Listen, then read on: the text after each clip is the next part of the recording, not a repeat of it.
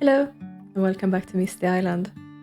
Last time, Krudius got a bit closer to the truth as he returned the two children, Marvin and Melvin, to their original forms, being teddy bears before this. And he also traveled together with little Audrey to the collection of houses, had a run-in with some wolves, and then also changed Bob Mirthtree back from a statue into a human again. And now they have returned to the Whitdane household where Krudius first started almost. So they have sort of gathered here a bunch of people to sort of draw comfort from each other, I think, and to feel like they're not alone in all this, and of course also to look after all of the children that keep popping up without their parents.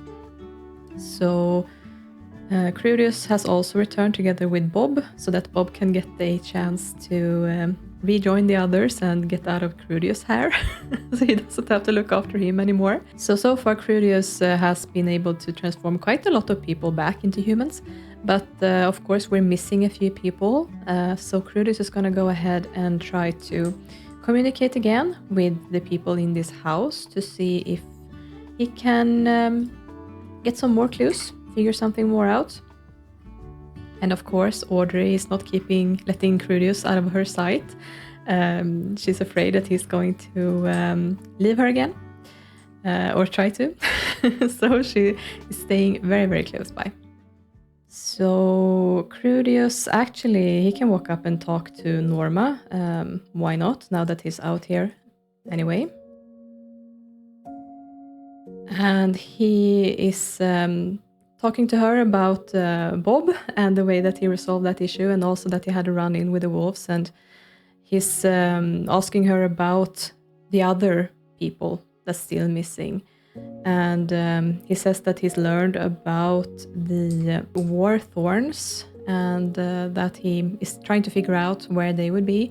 He knows that they were sort of forest keepers and hunters as well, so maybe that can lead him to some sort of clue. And Norma says that, sorry, but I'm not able to help you with that one. We all knew them and we care about them very much, but to say what they would be afraid of, I couldn't tell you. It seemed like those two were not afraid of anything. They were probably the bravest people on the island, to be honest. So Krudius goes on to talk about, well, there's a third person, right? A young woman. And Norma says, yes, of course. Iveria Sagelight. She's also one of the missing people. And Krudius says she was living in that house with the sewing machine, right? Was she a seamstress? And Norma says, yes, in a way you could say that, but she was mostly known for being a good witch. And Krudius is sort of taken aback, like, there's another witch here on the island, you say? And Norma says, well, we were all relying on her for a lot of things. She helped me out with my gardening every now and then when I had a bad weather, and she helped everyone who got sick to cure them, and she was really helpful and kind to everyone, really. We all relied on her a lot, and the fact that she has also been afflicted with this curse is pretty shocking, to be honest. So Krudius is actually pretty excited by this news because he's been feeling really lonely here as the only magic user who's up against an evil witch. But if there's actually another witch here that he could get help from, perhaps, then that's really great news, actually. He knows that he's too weak to battle against Agareth alone, but if there's two of them, maybe they actually do have a chance after all. So Krudius is definitely wanting to focus his efforts on Iveria. Sounds like she could be very useful. So he's gonna leave Norma to get back to her fertilizing, and he's gonna head back inside. And yeah, he also talks to Eugene, and Eugene basically says the same thing that Norma did. So that's not really all that helpful for Krudius. He's gonna have to try to figure something else out. Oh no, did you burn the food? well, I guess they're gonna eat it anyway because they don't really have that much food to go around, and they're gonna have to preserve everything that they can. So they're all bonding here, and Krudius is actually starting to become friendly with quite a few of them.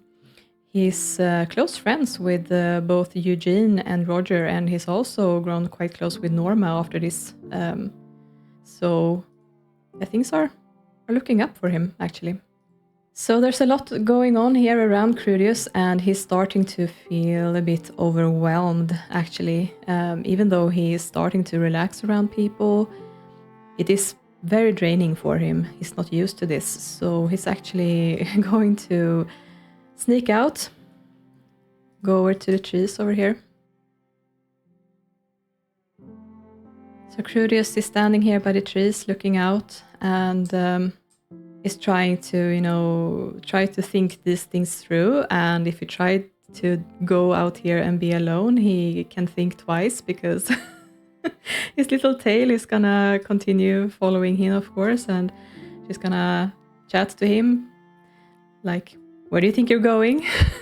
You're not going anywhere without me, And Krudius is saying, why are you being like this? You have so many friends and people around here that can look out for you. Why do you have to follow me all the time? And Audrey is like, I don't want to be with them. I want to be with you. And the Krudius is, becoming frustrated at this point. He's not used to being harassed like this. And he's not used to being around children, of course, either. So he's saying, you should be afraid of me, shouldn't you? I'm a warlock, and all experiences that you have with witches and warlocks is your grandma, and from what you've told me, she hasn't been treating you very nicely. And Audrey says, you're not the only warlock and witch I've met, and neither is my grandma. My mom was a witch as well, a neutral witch, just like you. And Krudius sort of realizes that is why there was a broomstick at the Crescloom house, and that's probably also the reason why there's still a cauldron and spell book in the basement. He asks Audrey if those things were her mother's, and she confirms it that yes, she wasn't using them very often, but those were her things. She actually preferred to not use magic whenever she could, but every now and then, when she didn't feel like cooking or when someone got sick, of course she would use magic. So Krudius says that, so both your mom and your grandmother were witches. Well then, what about you? Are you a witch too? And Audrey says that, no, I'm not. And Krudius says, well, are you sure? You haven't made anything strange happen? I know you're a bit young, but you did manage to lock me in the basement, didn't you?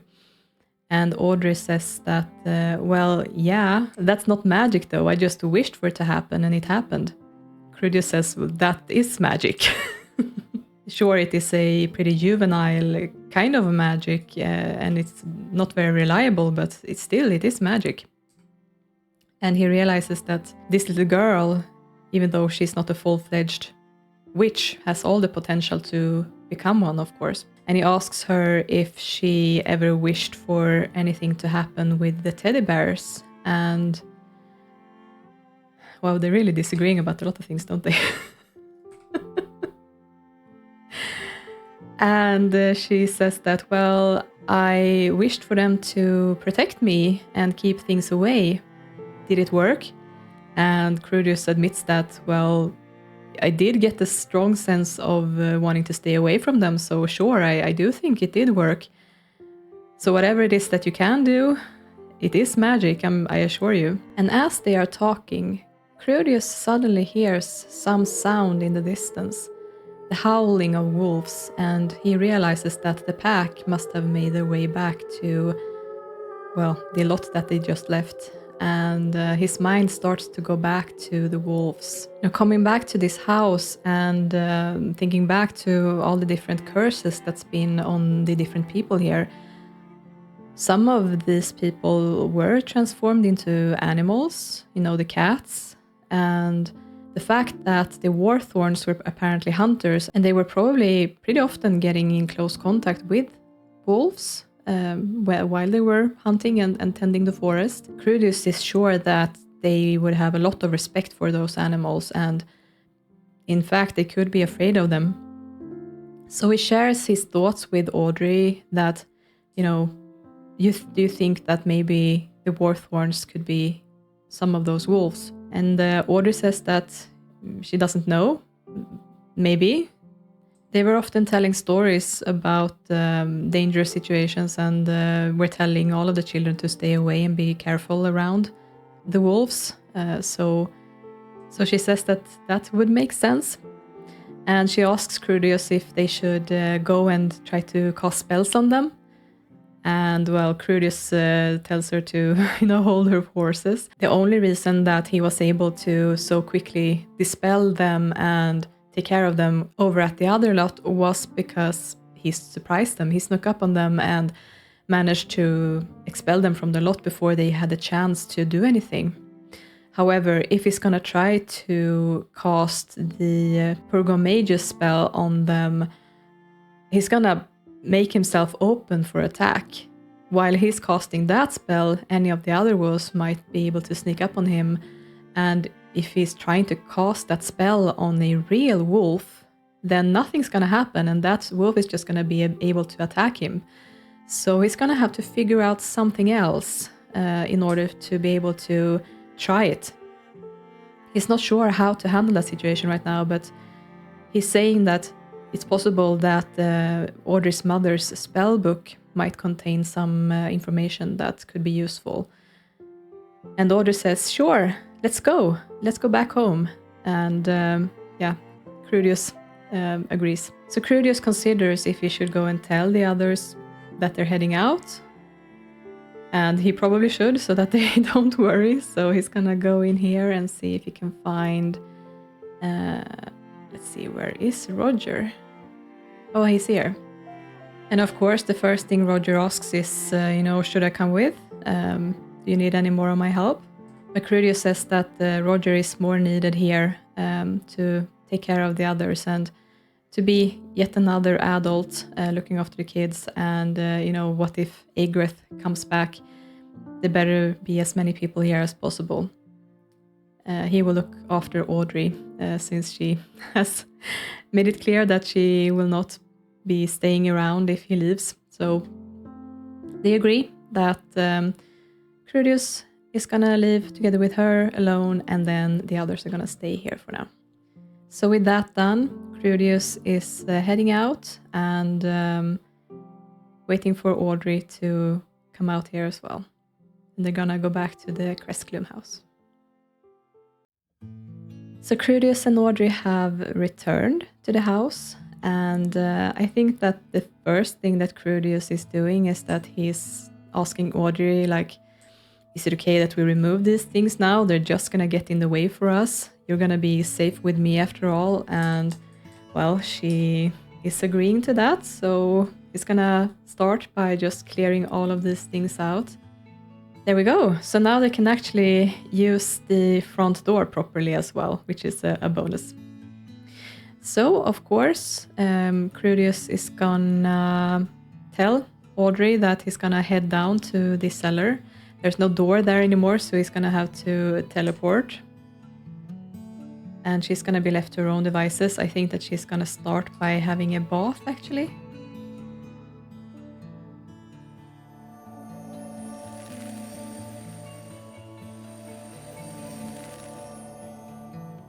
There we go. So Krudius is just going to study the neutral magics and see what he can learn from this tome. He needs to figure out some way to give himself enough time to try to cleanse the potential wolf people from the curse before they attack him. So let's see what he finds. So Audrey has had her bath, and I think that she is not wanting to be alone up here in this house here, so I think that she's gonna go down here again. And she's going to close her eyes and wish really, really hard that there's a secret passage behind this bookshelf. And she's been wishing it, and I think that she sensed that something changed, so she's gonna dig through the different books here and see what happens. And yes, it was indeed successful. So happily, she's gonna hurry downstairs so she can be with Krudius again. And she finds herself down here, so there's not really much she can do down here at the moment. So I think that she's actually gonna rush up again to her room just to collect a few things. There we go. So she's been collecting some pillows and things, and I think that she's gonna wanna grab something to read as well. I think maybe she can't go up here again because the bookshelf is in the way. Yeah, exactly. But if I just do this, she's gonna be able to go downstairs again. And of course, she's gonna need somewhere to sit as well. So I guess maybe she also has brought down some sort of chair. Something that she would have been able to carry though. I guess maybe she could have carried one of these chairs. Right, so as Krudius is studying, little Audrey is going to sit in the chair and read. Looks like she grew bored of doing that, so I think that she's just gonna sit here and observe Krudius. And actually, here we go. So Krudius ended up actually completing the magic skill completely. He is now the max level in magic, and he's gonna go ahead and check the abilities again. You see, he has the full meter now. He's completely taught, and he's gonna go ahead and look through the different alternatives that he has. And one of these spells is gonna give him an idea of something that he could try to do. But that is something that I'm going to leave for next time, so let's catch up with Krudius tomorrow.